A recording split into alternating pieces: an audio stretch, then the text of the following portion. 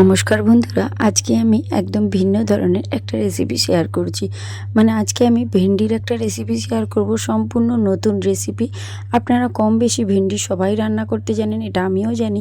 তবে আমি এই পদ্ধতিতে যে রান্না করছি এটা 7 দিন পর্যন্ত মুখে লেগে থাকবে। তার জন্য এখানে আমি নিয়ে নিয়েছি 250 মতো ভেন্ডি, একদম তরতাজা ফ্রেশ বাজার থেকে ভেন্ডি নিয়ে এসেছি। আর ভেন্ডির একটা সিক্রেট পদ্ধতি হচ্ছে, ভেন্ডি কিন্তু কাটার আগে খুব ভালো করে ধুয়ে নেবেন। কোনো রকম ভেন্ডি যে কোনো রেসিপি তৈরি করতে হলে ভেন্ডি কেটে ধোবেন না, তাহলে কিন্তু ভেন্ডির যে হড়হড়ে পদার্থ থাকে তার জন্য ভেন্ডি রান্না করতেও অসুবিধে, আর ওর স্বাদও কিন্তু খুব একটা ভালো হয় না। তার জন্য আগে প্রথমে ভেন্ডিটাকে গোটা অবস্থায় এইভাবে 2-3 বার জল পাল্টে পাল্টে ধুয়ে নিয়েছি। আর এই ভেন্ডিটাকে ফ্রেশ করে একটা আমি বাটির মধ্যে নিয়েছি। এবারে এখান থেকে আমি ভেন্ডিগুলোকে নিয়ে কেটে দেখিয়ে দিচ্ছি যে ভেন্ডিগুলোকে ঠিক কীভাবে কাটবেন। আর এখানে একটা কথা বলে রাখি, আমি এখানে ছুরির সাহায্যে কাটছি, তবে আপনারা বটি দিয়েও ব্যবহার করতে পারেন, বটি দিয়েও কেটে নিতে পারেন, তাতে কিন্তু কোনো সমস্যা নেই। একটা ভেন্ডিকে আপনারা এইভাবে 2 ভাগ করে কেটে নেবেন। আর খুব বড় যদি ভেন্ডি হয় তাহলে 3 ভাগ করে কেটে নেবেন। আর আমার এই ভেন্ডির সাইজটা খুব একটা বড় নয়, তার জন্য আমি 2 ভাগ করেই কেটে নিচ্ছি। প্রত্যেকটা ভেন্ডি মিডিয়াম সাইজের, একটু ছোট ছোট, তাই জন্য 2 ভাগ করেছি। আর যদি বড় ভেন্ডি হয় তাহলে কিন্তু আপনারা 3 ভাগ করে নেবেন। আমি বেশ কিছু পরিমাণ ভেন্ডি কেটে আপনাদেরকে দেখিয়ে দিচ্ছি, কিন্তু বাকি যেগুলো রয়েছে সেগুলো আমি অফ ক্যামেরাতে কেটে নেব, কারণ সব ভেন্ডি কাটা দেখাতে গেলে ভিডিওটা অনেক বড় হয়ে যাবে, তখন আপনারাই দেখতে বিরক্ত বোধ হবেন।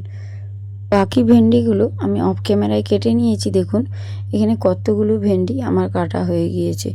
এবারে বাকি যে 2-1টা ভেন্ডি ছিল সেগুলো আমি কেটে দেখিয়ে দিলাম। এবারে সমস্ত ভেন্ডি এখন কেটে নিয়েছি। ভেন্ডিগুলো ধোয়ার আর কোনো প্রয়োজন নেই। এবারে এগুলোকে আমি একটা প্লেটের মধ্যে তুলে নিচ্ছি। আজকে এই ভেন্ডি রেসিপিটা সম্পূর্ণ ভিন্ন ধরনের, একদম নতুন রেসিপি। আর এর স্বাদ কিন্তু 7 দিন মুখে লেগে থাকবে। তো এইখানে দেখুন আমি সব কটা ভেন্ডি ঠিক এইভাবে কেটে নিয়েছি, খুব ছোট একদম করবেন না, এই রকম বড় বড় করে ভেন্ডির টুকরোগুলো কেটে নেবেন। এবারে এর মধ্যে আমি একটা বড় পাকা টমেটো দিয়ে দিচ্ছি। তো এইখানে দেখুন একটাই টমেটো দিয়েছি, আমি একদম পাকা একটা টমেটো দিয়েছি। আর এখানে আমি রেসিপিটা সামান্য অল্প একটু সর্ষে দিয়েই তৈরি করব, তার সঙ্গে আরও কিছু উপকরণ অ্যাড করব। তবে রেসিপিটা সম্পূর্ণ দেখার অনুরোধ রইল, আশা করছি আপনাদের ভালো লাগবে। তো এখানে দেখুন আমি কিন্তু মশলাটা শিলনোড়াতেই বেটে নিচ্ছি, কারণ যে কোনো মশলা একটু শিলনোড়াতে বাটলে তার স্বাদ কিন্তু ভীষণ ভালো হয়। আমি এখানে 1 চামচ সর্ষে, 1 চামচ নিয়েছি সাদা তিল, আর নিয়েছি গোটা 5-6 মতো গোটা কাজু। তো কাজু, তিল আর সর্ষে সব কিছুকে খুব ভালো করে এইভাবে বেটে নেব। আপনারাও শিলনোড়াতেই মশলাটা বেটে রান্না করবেন। বাটা মশলার কিন্তু একটা আলাদা স্বাদ আছে, মিক্সিতে বাটলে এই মশলার কিন্তু স্বাদ সেরকম পাবেন না।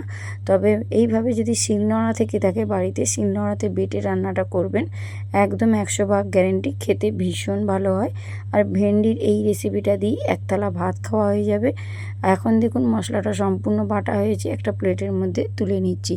তো এখন চলুন গ্যাসের কাছে চলে গিয়েছি, আর গ্যাসের উপর একটা কড়াই বসিয়ে তার মধ্যে বেশ কিছুটা পরিমাণ সর্ষের তেল দিয়েছি। আর রেসিপিটা সর্ষের তেলেই করবেন। তেলটা গরম হয়ে গেলে 1 চামচ দিয়ে দিলাম কালো জিরে, আর একটা গোটা শুকনো লঙ্কা ফোড়নে। জিরে আর শুকনো লঙ্কাটাকে খুব ভালো করে ভেজে নেবেন। আর আপনারা চেষ্টা করবেন রেসিপিটা একদম সর্ষের তেলে রান্না করার, তাহলে দেখবেন এই রেসিপির আলাদা একটা মাত্রা আছে। সর্ষের তেলে রান্না করলে এর স্বাদ কিন্তু ভীষণ ভালো হবে। এবারে কেটে রাখা ভেন্ডিগুলো খুব ভালো করে এবারে তেলের মধ্যে দিয়ে ভেজে নিতে হবে। ভেন্ডির যে হালি ভাবটা যতক্ষণ না চলে যাচ্ছে ততক্ষণ ভালো করে তেলের মধ্যে কষিয়ে নেবেন। আর আমি প্রথমেই কিন্তু একটুখানি লবণ দিয়ে দিয়েছি, এতে করে ভেন্ডিটা খুব সুন্দর করে ভাজা হয়ে যাবে, ভেন্ডির মধ্যে লবণটা প্রবেশ করবে। আর একটু হলুদের গুঁড়ো দিয়েছি, যেহেতু ভেন্ডিগুলো আমি কাটার আগেই ধুয়ে নিয়েছি, তাই লবণটা দিলে কোনো সমস্যা হবে না। ভেন্ডি থেকে খুব একটা জলও বেরোবে না, ভেন্ডিটা ভালো করে ভাজা হবে আর লবণটাও ভেন্ডির মধ্যে প্রবেশ করবে। এইভাবে নাড়াচাড়া করতে করতে ঢাকনা দিয়ে দিবেন। আর আমি যদি ভেন্ডিগুলো ধুয়ে রান্না করতাম তাহলে কড়ার গায়ে জড়িয়ে যেত, আর লবণ দিলে তো ভেন্ডি থেকে প্রচুর জল বেরিয়ে যেত, আর হড়হড়ে পদার্থ বেরাতো, তখন কিন্তু ভেন্ডিগুলো খুব একটা ভালো করে কষানো হতো না, তাতে রান্নাটাও স্বাদ খুব একটা ভালো হতো না। তার জন্যই আমি কিন্তু ভেন্ডিগুলোকে গোটা অবস্থায় আগে ধুয়ে নিয়েছি। এবারে ভালো করে শুধু একটু ভেজে নেওয়ার পালা। শুধু ভেন্ডি নয়, যে কোনো সবজি কষানোর কাছে অনেকটা রান্নার স্বাদ নির্ভর করে। আর এই ভেন্ডিটা দেখুন ভাজা হতে হতে বেশ সুন্দর একটা গায়ে ভাজা কালার এসেছে, মানে হালি ভাবটা চলে গিয়েছে। আর কিন্তু ভেন্ডিগুলো কষাবো না, এবার কিন্তু ভেন্ডিগুলোকে তুলে নিতে হবে। তো এখন ভালো করে যখন ভাজা হয়ে গিয়েছে, এবার এগুলোকে আমি একটা ছান্তার সাহায্যে তুলে নেব। তো তার আগে আমি একটু নাড়াচাড়া করে আপনাদেরকে দেখিয়ে দিচ্ছি। দেখুন ভেন্ডির গায়ে সবুজ ভাবটা একেবারে চলে গিয়েছে। এবারে ভেন্ডিগুলোকে তুলে নিচ্ছি একটা আলাদা পাত্রের মধ্যে। রেসিপিটা একদম ভিন্ন ধরনের হচ্ছে, আর আপনারা অবশ্যই প্রথম থেকে শেষ পর্যন্ত দেখবেন, তাহলে কিন্তু রেসিপিটার পদ্ধতিটা আপনারা সম্পূর্ণ লক্ষ্য করতে পারবেন, এবং সেইভাবে রান্নাটা করলে তবেই কিন্তু ভেন্ডির স্বাদটা হবে। তো এবার ওই কড়াইয়ের মধ্যে আবারও একটু সর্ষের তেল দিয়ে দিচ্ছি। একটা গোটা পেঁয়াজকে আমি কেটে নিয়েছিলাম, সেই কাটা পেঁয়াজটাও দিয়ে ভালো করে ভেজে নিচ্ছি। মানে পেঁয়াজটা যতক্ষণ না ভাজা হচ্ছে ততক্ষণ ভালো করে লো ফ্লেমে রেখে পেঁয়াজটাকে ভালো করে ভেজে নিতে হবে। এবারে ওই তেলের মধ্যে দিয়ে দিচ্ছি একটা বড় সাইজের টমেটোটাকে দিয়েও ভালো করে নাড়াচাড়া করে নিচ্ছি। মানে যে টমেটোগুলো কেটে আমি ভেন্ডির মধ্যে রেখেছিলাম সেই টমেটোটাই নিয়ে নিয়েছি, আর এখানে একটু লবণ দিয়ে দিয়েছি। তাহলে কি হবে, মানে পেঁয়াজ আর টমেটোটা দুটোই কিন্তু ভালো করে মানে নরম হয়ে যাবে আর একটু গলেও যাবে। এবারে বেটে রাখা ওই মশলাটা আমি এখন ওর মধ্যে দিয়ে দিলাম, আর ওই মশলার বাটিটা ধুয়ে একটু জল দিয়ে দিলাম। এবার খুব ভালো করে মশলাটা কষানোর পালা, আর খুব সুন্দর করে কষিয়ে নেবেন, আর গ্যাসের ফ্লেমটা লো ফ্লেমে রাখবেন, নচেত যেহেতু কাজু বাটা দেওয়া আছে তলায় কিন্তু ধরে যেতে পারে। এখন কিছু গুঁড়ো মশলা অ্যাড করে দিচ্ছি। দিয়ে দিচ্ছি হাফ চামচ হলুদের গুঁড়ো, হাফ চামচ লঙ্কার গুঁড়ো, আর অন্য কোনো কিছু মশলা অ্যাড করব না। খুবই সামান্য অল্প ঘরোয়া উপকরণ দিয়ে আজকের আমি এই ভেন্ডির রেসিপিটা রান্না করছি। তবে এই রেসিপি ঘরোয়া উপকরণ দিয়ে তৈরি হলেও এর স্বাদ কিন্তু একদম ভিন্ন ধরনের। আর এইভাবে কষাতে কষাতে দেখবেন মশলা থেকে একটা সময় তেল ছাড়তে শুরু করবে। তো তেলের মধ্যে এইভাবে কিছুটা সময় মশলাটা কষিয়ে নেবেন, তাহলে দেখবেন খেতে ভীষণ ভালো লাগবে। আর গ্যাসের ফ্লেমটা লো ফ্লেমে রাখবেন, বারবার বলছি, নাহলে কাজু আছে তলায় ধরে যেতে পারে। এবারে ভেজে রাখা ভেন্ডিগুলো ওই মশলার মধ্যে দিয়ে মশলা সহ ভেন্ডিটাকে আবারও কিছুটা সময় কষিয়ে নেবেন। এখনই দেখুন কি সুন্দর কালারটা এসেছে। ভেন্ডির রেসিপি কিন্তু অসাধারণ লাগে যদি এইভাবে রান্নাটা করেন। খুবই কম উপকরণ দিয়ে এই গরমে এই রকম রান্না করে দেখবেন, স্বাস্থ্যের জন্য ভীষণ উপকারী। আর এই ভেন্ডির এই রেসিপিটা কিন্তু ভাত, রুটি, পরোটা সমস্ত কিছুর সঙ্গে কিন্তু দারুণ লাগে। শুধু যে ভাতের সঙ্গে ভালো লাগে তা নয়, গরম গরম ভাত আর রুটি, পরোটা সব কিছুর সঙ্গে আপনারা এইভাবে রান্না করে দেখবেন। আমি 100% গ্যারেন্টি দিয়ে বলছি, একদম অসাধারণ লাগে খেতে। আর এইভাবেই একটু একটু করে জল দিয়ে ভেন্ডিটাকে ভালো করে কষিয়ে নেবেন। কষিয়ে নেওয়া হয়ে গেলে দেখবেন মশলা থেকে কিন্তু আবারও তেল ছাড়তে শুরু করবে। তখন দেখবেন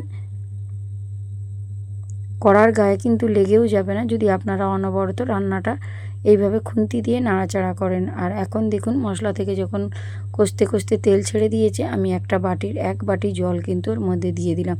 মানে জলটা উষ্ণ গরম জল করে নিয়েছিলাম, একেবারে ঠান্ডা জল দেবেন না, স্বাদটা নষ্ট হয়ে যাবে। আমি আলাদাতে একটু গরম করে নিয়েছিলাম জলটা, যেন কুসুম গরম জল দিয়ে দিয়েছি। দিয়ে ভালো করে নাড়াচাড়া করে এটাকে ঢাকনা দিয়ে দেবো কিছুটা সময়। ঢাকনা দিয়ে রান্নাটা করলে ভেন্ডিটা যেটুকু সেদ্ধ হতে বাকি রয়েছে এটাও কিন্তু রান্না হয়ে যাবে।